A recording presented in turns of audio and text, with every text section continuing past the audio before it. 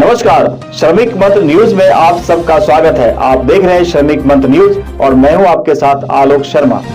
उत्तराखंड की सियासत एक बार फिर गरमा गई है। गदरपुर से बीजेपी विधायक अरविंद पांडे ने किया है सनसनीखेज खुलासा। विधायक अरविंद पांडे अपनी व्यथा बताते हुए भावुक भी हो गए। उन्होंने अवैध खनन समेत तमाम मुद्दों पर अपनी ही सरकार की सरकारी सिस्टम पर उठाए हैं सवाल। विधायक अरविंद पांडे ने कहा कि नौकरशाही अब तानाशाही रवैया अपना रही है। कारण जिस तरह से बीजेपी के आम कार्यकर्ताओं और नेताओं को दरकिनार किया जा रहा है, ये पार्टी के लिए भी ठीक नहीं है। आप सभी का स्वागत है। आप देख रहे हैं श्रमिक मंत्र न्यूज और मैं हूं आलोक शर्मा। भाजपा के पूर्व कैबिनेट मंत्री अरविंद पांडे ने कहा कि न तो मैं मुख्यमंत्री और न ही कैबिनेट मंत्री की रेस में हूं। विधायक पांडे ने कहा कि मैं बीजेपी और आरएसएस का एक साधारण सा सच्चा सिपाही हूं और अपनी पार्टी के लिए हमेशा काम करता रहूंगा। आपको बता दें कि इससे पहले भी विधायक जी त्रिवेंद्र सरकार में बतौर कैबिनेट मंत्री रहते हुए विवादों में रह चुके हैं।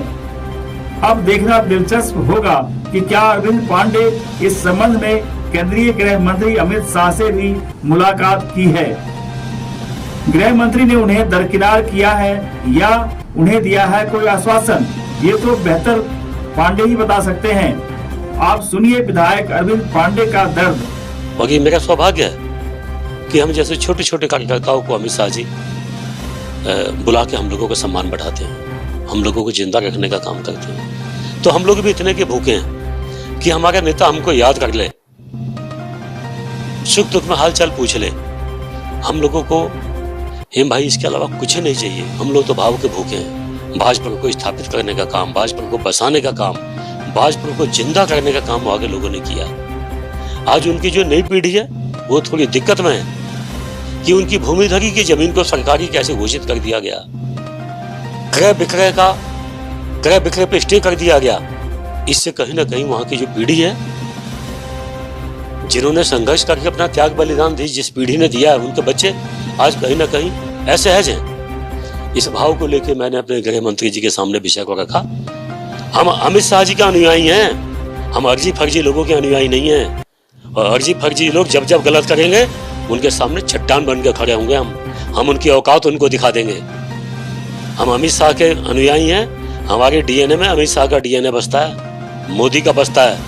हम अर्जी फर्जियों की चिंता नहीं करते। आदमी के अपने कर्म, अपने संस्कार, अपने चरित्र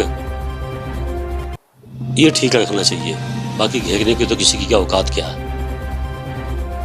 और कोई किसी को साइडलाइन नहीं लगाता। साइडलाइन वो लोग लगते हैं जिनको लगता है कि हम मुख्यमंत्री बन जाए, बस ये मिल जाए हमें कैसे भी। किसी को लगता है कि हम कैबिनेट में आ जाएं, उनको लगता होगा। किसी को लगता हम प्रदेश अध्यक्ष बन जाएं।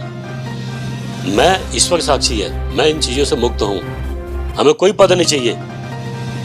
हमारे जो देश के नेता हैं जिन्होंने अपने आप को खपा दिया, अपने आप को खत्म कर दिया देश के लिए और संगठन के लिए, ऐसे नेता हमारे शीर्ष पे बैठे हुए हैं। वो हमको याद कर लेते हैं ना, तो हमको लगता है कि हमको जीवन का सब कुछ मिल गया। मेरा कोई एजेंडा नहीं है। मुझे मुख्यमंत्री बनना मेरा एजेंडा नहीं है, कैबिनेट मंत्री बनना मेरा एजेंडा नहीं है, प्रदेश अध्यक्ष बनना कोई एजेंडा नहीं है। मेरा एजेंडा एक ही है कि जब संघ संगठन के लिए मेरे भाइयों को उठा के 3-3 साल 4-4 साल के लिए जेल में बंद किया जाता था, हमको उठा के बंद किया जाता था, उस समय भी बहुत से लोगों ने कोशिश की कि हम अपना दल बदल दें, अपनी निष्ठाएं बदल दें, विचारधाराएं बदल दें। हमने उस समय अपने आप को नहीं बदला। तो मैं यही कहता हूं कि आज जहां मोदी जी पहुंचे हैं, अमित शाह जी जहां बैठे हैं, ऐसे महापुरुषों को देश को बचाने के लिए हमने अपना त्याग बलिदान दिया है। तो मेरे बच्चे भी खुश हो जाते हैं कि हाँ, हमने देश के लिए काम किया। और मुझे इस बात का भी अफसोस है कि सबूत है कि जिन भारतीय जनता पार्टी के कार्यकर्ताओं ने खनन के खिलाफ आवाज उठाई, उन कार्यकर्ताओं ने राजसिक समाज के लोग हैं, उन्होंने कहा कि साहब यहाँ सरकारी जमीनें हैं, इन जमीनों पे देश की आज़ादी से पहले हम बैठे हुए हैं और इसी में धान गेहूं लगा के हमारे बच्चे पलते हैं। यहाँ अवैध खनन हो रहा है, इस खनन को रोकिए। तो जिन लोगों ने खनन को रोकने का काम मेरे साथ मिलकर किया, मुझे अफसोस है कि उन्हीं कार्यकर्ताओं पे जुर्माना काट के 2-2 करोड़ रुपए, 3-3 करोड़ रुपए का जुर्माना उनके नाम काट दिया गया है, जो मैंने आज तक कभी कहा नहीं है। आज पहली बार आपके सामने बोल रहा हूँ। इस वीडियो में बस इतना ही। और हाँ, इस खबर के बारे में आप क्या सोचते हैं, कमेंट करके हमें जरूर बताएं।